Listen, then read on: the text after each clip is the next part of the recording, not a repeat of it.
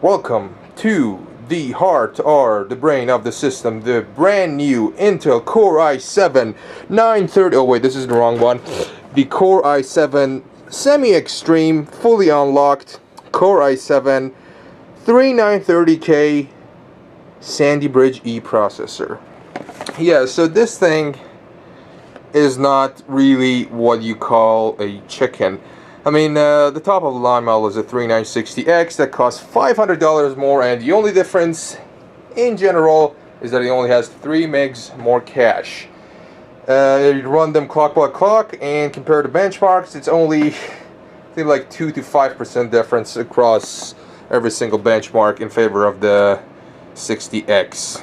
So yeah, this is, well, I don't want to say value for money processor, but this is the second best processor for desktop computers in the world right now, and I'm glad to have one. This is my second one actually.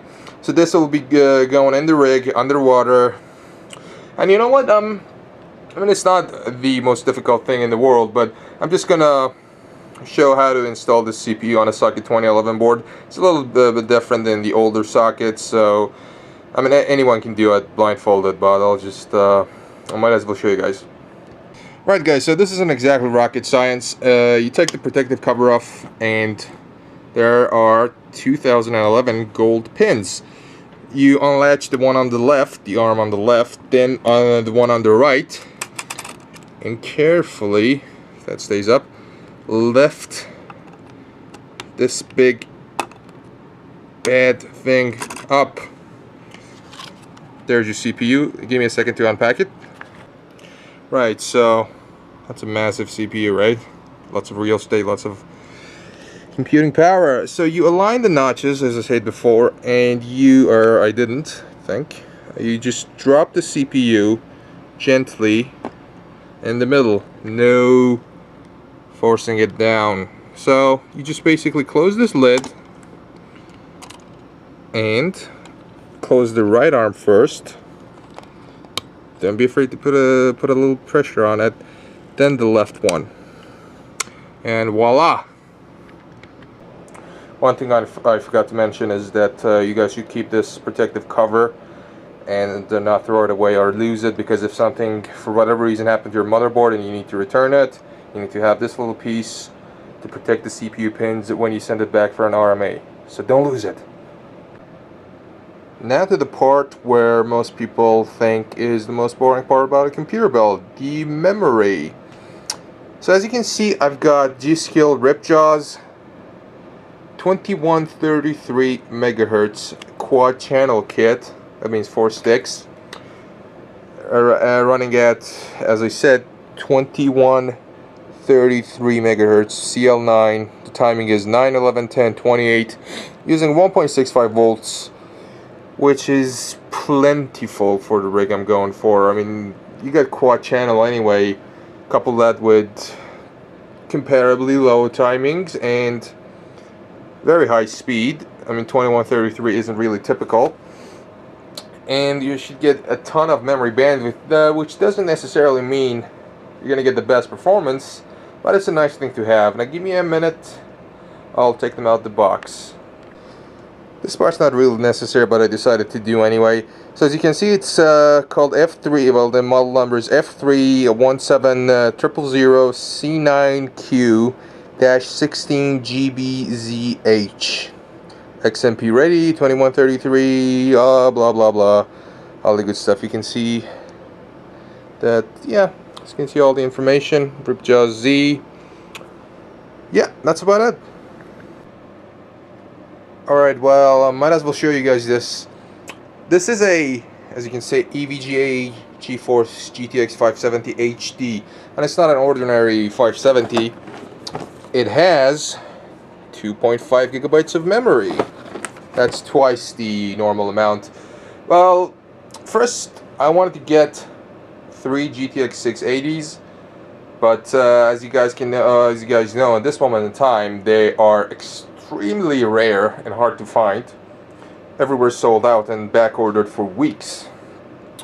So I decided, because this is kind of a rush project for me, so So I grabbed 3 of these instead and saved about, well, I bought water blocks for these, and overall it came out cheaper than 3 680s without water blocks. So it was kind of it wasn't a bad deal really, but I wish 680s were available. I mean, you might ask, why didn't you go for 580s? 580s were the same price point as a 680, and seeing as how well, the 580s that I was going for, I wanted to have 3 gigabytes at least for surround gaming, and those were, the cheapest one were about 510 new. Want to buy a water block for it, you're looking at about 650. So that wasn't really economical, given the chance that given the choice that you can get 680s for it. But again, there was none available. I'm just doing circles and circles. Yeah, so I got 3 of these. They're pretty capable cards. And, well, there was a problem with it. First off, let me show you this. Yeah, I've taken the liberty of taking one of them apart, just to look at the PCB and have them ready for water cooling. The problem is that this is not a reference design. I accidentally, well, I shouldn't have rushed it, but I accidentally ordered 3 water blocks and backplates for it for a reference design, and subsequently discovered that this isn't a reference board. Yeah. Boy, do I feel like an idiot. So I had to send them back. Well, I haven't got them yet, but I have to send them back, and I've already ordered new water blocks from EVGA directly. God knows when they're gonna send me them, because they have them back ordered, and it's out of stock pretty much everywhere. So it's a pretty simple design. It looks pretty close to reference design. I mean, you only got, I think, 4+1 phase, power phase design. I mean, I'm not an engineer, but that looks like 4+1. At the back of the board, not much at all. So yeah, should have known when I looked at them that the 570 always have the 2 DVI ports right alongside each other, and a mini HDMI port at the end. Well, this didn't, so silly me. So yeah, 3 of these, wrong water blocks. Oh, and I'm not sure how many PCI Express power connectors the 570 has. I think it's 8+6. This is 6+6, so supposedly it's a more efficient design. It's going underwater anyway, so I'm hoping to get 900 to 950 in 3 SLI mode. Hope the cards can live up to my expectation. Anyway, it's not performance is, if I overclock them to the max, is 3 of these 570s will be close to 2 680s in SLI.